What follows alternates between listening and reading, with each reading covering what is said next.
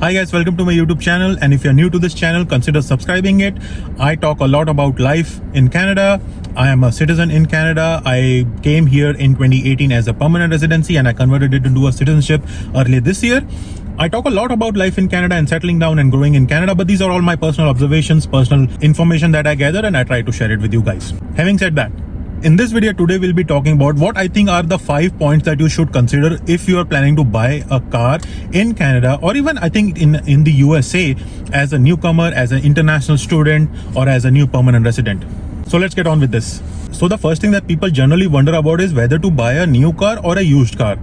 And I personally think it's not an easy decision. It depends on a lot of factors. How much is your usage going to be? What type of car you are buying? What is your insurance cost? What if the car breaks down? Are you verifying whether the car is proper working condition or not? If it's a used or an old car or a really old car. So my first suggestion would be, if you're buying an old car or like a really old car, then always take a mechanic with you to review that car and see that car and figure out whether it's in proper condition or not.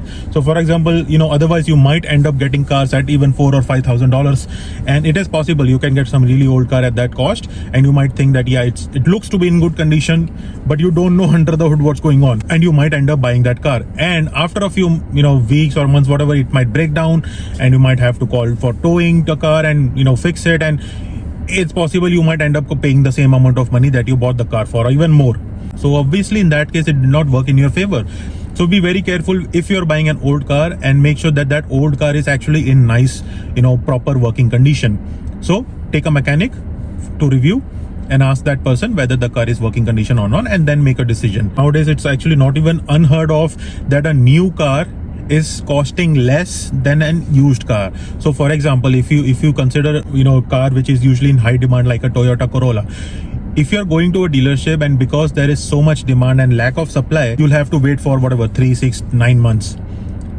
But there might be a used car, 1 to few years used car, old car, you might find that car is actually available right away, but it's actually costing you more than the new car. So in that situation, if you don't have any urgent need, it's always suggested to wait for a few months, let the car come in. And sometimes what happens is, somebody has a delivery and that delivery that gets rejected, that the other person got some other car, and you might get lucky, and instead of waiting for 6 or 9 months, you might get the car much more earlier. So in that situation, obviously a used car was costlier than a new car, so obviously a new car is suggested.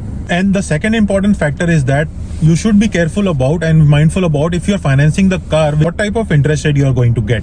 So for example, my car, when I bought this in early 2020, this is the Subaru Outback 2019 model, by the way. I got it directly from the dealership. I got an interest rate of 0.5%. I believe I got it at that level is because the dealership wanted to clear these models. 2019 model, this was early 2020, and I think there might be newer models coming in and whatnot.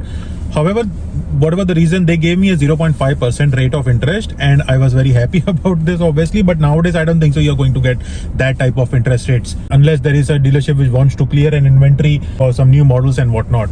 So definitely shop around with different dealerships or different car companies as to what rates these car companies are directly providing. But the problem is, the general rate nowadays is like anything from 5 to 8%. That's, I think, is probably the more common rate of interest that people are getting. And the problem that you might fall into is, some dealership, like used car dealership, they might say that yes, we will give you car instantly, but the problem with that is they could potentially also charge you really high interest rate. So for example, you might have a dealership that will say that yeah, just come into the office and fill a few forms and take the car. You have to be careful about what type of interest rate you're getting. Are you getting 15% interest rate, or are you getting what is normally sort of expected? On that note comes my third point. If you're very new to the country, you obviously will have no credit history, and so that means your credit rating will be very low. And I, for example, was able to qualify for that 0.5% rate because my credit history was much more than 700. I for whatever reason, I think it was 768. And so I was able to qualify for that 0.5% rate. But if my credit history was not right, if my credit history was not there, and I did not have a good credit rating, there was a very good chance that I would have not qualified for that 0.5% and might have got something much more than that. So my third point is, instead of coming in and directly buying a car at a very high interest rate, You should build your credit history and get your credit rating higher. If you are buying a car, let's say worth $50,000 and you have an interest rate of 5% versus you have an interest rate of 10%, it's 100% more, right? If you, instead of paying $2,500 over $50,000, you end up paying $5,000, which is double the amount that you would have normally paid, just if you had a good credit rating. So focus on your credit rating, on your credit history before buying a car. Fourth tip is that you probably don't even need a car. If you're living in a city like Toronto, Montreal, New York, the public transit in these cities are extremely wonderful. So you don't even need a car in that situation. So what my recommendation is, if you're trying to find accommodation, try to find an accommodation which is near your college, your university, or your workplace. In that case, you will not need a car on your daily basis. And if you need a car, let's say on weekends and whatnot, there are so many rental companies that give you like really beautiful rates for all kinds of car. You can buy SUVs, minivans, small cars, luxury, whatever. There are so many companies that give you rental cars, so go for that. My suggestion would be try to find an accommodation which is like near your workplace or near your universities or college. And my fifth point in this video is insurance costs. So insurance is mandatory by law in Canada, and I believe in USA also. So you have to spend on insurance for sure, and any which way it is very good. It is very good to have insurance on a car to protect yourself and even to protect others. But the insurance costs, especially in Canada, as I know, is very high. So what you should do is, before you actually go ahead and buy a car, check online what that car make, model and year, and what location you are in, and based on your driving history, what type of insurance rates you are going to get for that particular car. It's not entirely unheard of that your car financing might be $400 or $500 and almost the same would be your insurance cost, or even sometimes more.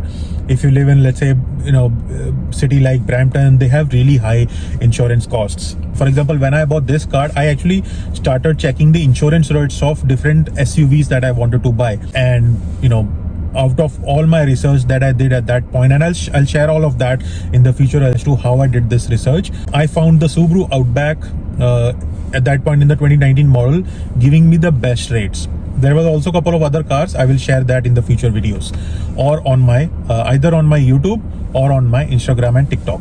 So make sure to subscribe to my channel and also my Instagram and TikTok. So insurance cost, very important. My insurance cost when I got this car was $200 per month, and other cars that I had compared, for example, Toyota RAV4, and I think I had also checked for Honda CR-V, I was getting something around $400. And this is a proper coverage, like everything included, it's not just third party coverage, it covers everything basically. So those were my 5 points. I just want to end this video with this one important factor is, if let's say you're buying a new car, try to make sure that you're using that new car for at least a 10 years duration, because then that car becomes more worthwhile. Otherwise, if you are, let's say, using it for 3 years and you're changing the car, you actually end up paying more from your pocket. I'll actually share those details why I want you to use the car for a 10-year period in my future videos, either on YouTube or on my Instagram and TikTok. So make sure to subscribe to my channel, and I hope you like this video, and I will keep on continue to make more informative videos like these. Thank you very much. Have a good day.